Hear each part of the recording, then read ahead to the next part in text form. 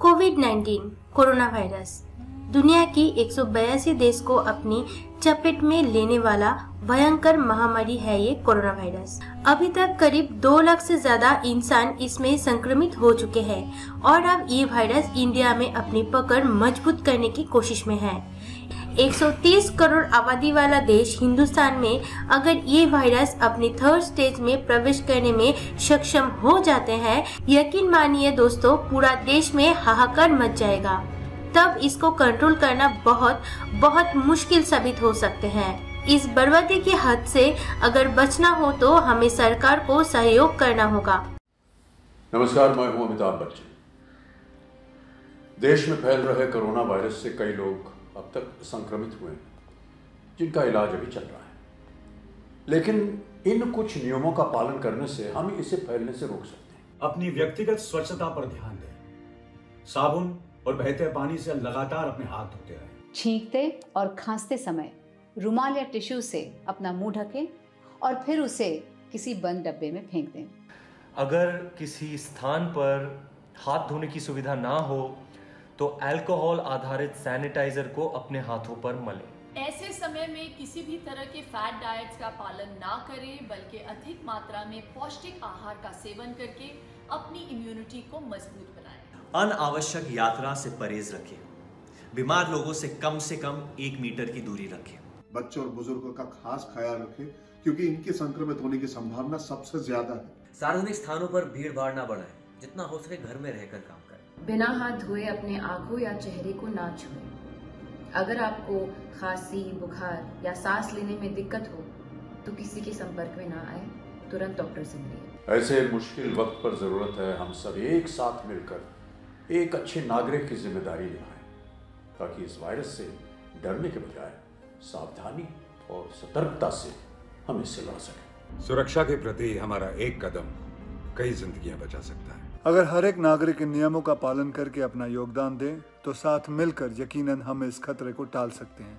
स्वस्थ रहें, सुरक्षित रहें। चाहे आपका आइडियोलॉजी जो भी हो, चाहे आप जिस भी धर्म से बिलोंग करते हो या फिर जितना भी अमीर क्यों ना हो, हम सबको एक होना पड़ेगा और तभी शायद हम इस वायरस को हरा सकते हैं। जनवरी 30 को ये वायरस इंडिया में दस्तक दे चुकी थी और जनवरी 31 को इटली में। हम सब जानते हैं कि इटली की अभी हालत क्या है। बड़े बड़े शहर सब लॉकडाउन है। हर रोज 300 से 400 लोगों की जानें जा रही है। पूरा मेडिकल सिस्टम कोलैप्स हो चुके हैं, इकोनॉमी डिस्ट्रॉय हो चुके हैं। वही भारत में अभी तक 241 कोरोना के केसेस सामने आए हैं और जिसमें से 4 लोगों की मौत हो चुकी है। उस हिसाब से देखा जाए तो अभी तक हमारी सरकार इस वायरस को कंट्रोल करने में बहुत अच्छा कदम उठाए हैं। लेकिन दूसरे देश की हालत देखकर ये बताया जाता है कि कोरोना वायरस अपनी 6ठी और 7वीं वीक में सबसे ज्यादा स्प्रेड होते हैं और ये 2 वीक सबसे वाइटल होते हैं। अब ये जिम्मेदारी हमारी ऊपर आती है।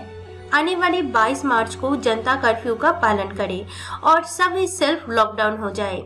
एक्सपर्ट के हिसाब से ये एक दिन अगर हम बाहर नहीं निकलते हैं तो ये कोरोना वायरस को ज्यादा स्प्रेड होने से रोका जा सकते हैं। अगर आप सोच रहे हैं एक दिन लॉकडाउन रहने से कैसे कोरोना वायरस स्प्रेड नहीं होगा, तो हम आपको बता देते हैं, ह्यूमन बॉडी के अलावा ये वायरस सरफेस में भी रह जाते हैं।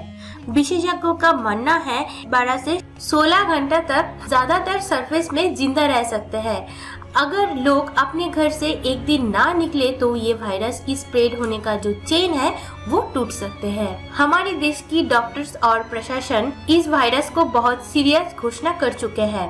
WHO ने इसको पैंडेमिक घोषित कर दिया है। ऐसी हालत में हम सबको बहुत सतर्क रहना चाहिए, सावधान रहना चाहिए। जरूरत ना हो तो बाहर ना निकले, अपनी और अपनी परिवार का ख्याल रखिए और 22 मार्च को जनता कर्फ्यू का पालन कीजिए। जनता के लिए, जनता के द्वारा जनता कर्फ्यू। आप देखते हैं WHO द्वारा जनहित में प्रचारित हैंड वॉश की सही तरीका। हमें हर रोज साबुन या हैंड वॉश से अपना बार हाथ साफ करना चाहिए। उसके अलावा आप हैंड सैनिटाइजर का भी इस्तेमाल कर सकते हैं।